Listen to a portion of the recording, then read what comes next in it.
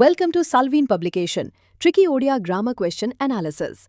सालुएन tricky Odia grammar 36 number प्रश्नटी रही क युक्ताक्षर शब्द को जानापी क स्तंभ और ख स्तंभ को मिलन कर सठिक उत्तर बाछि लेख। यार क स्तंभ रही क क प्लस क इज इक्वाल टू क, ख रही क प्लस ट इज इक्वाल टू ट, ग रही क प्लस त इज इक्वाल टू त, घ रही क प्लस स इज इक्वाल टू क्ष, उ रही क प्लस स इज इक्वाल टू बाक्स।